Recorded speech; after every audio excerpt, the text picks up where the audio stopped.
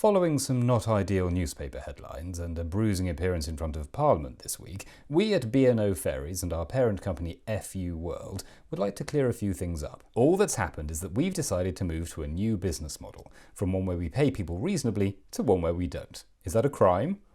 Yes, possibly, but that doesn't make us criminals. We accept that we should have consulted with unions before sacking hundreds of people, but we decided not to because the change was of such magnitude that no union would have accepted it.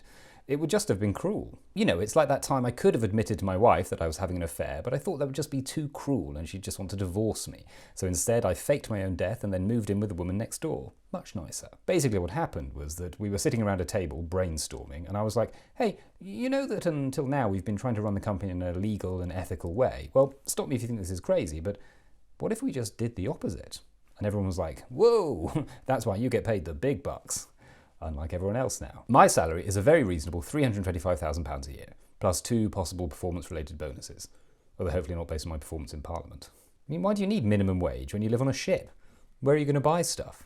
It's not like there are shops in the ocean, I assume. I'm not really a fan of water. Yes, we did break the law, but only in a very specific and limited way, which I believe the government says is fine these days. And before any Romaniacs get involved, no, this had nothing to do with Brexit, because UK labour laws were weaker than in other parts of Europe even before we left the EU, so nothing's changed, which is handy.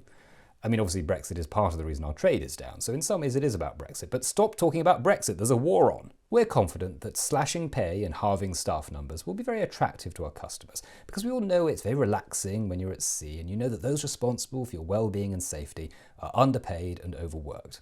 I mean, people loved Titanic. Can I make it clear that we didn't enjoy doing this, but we would do it again despite the backlash? I mean, I'm sort of getting a bit of a taste for it now. Maybe we should change our name to S&M.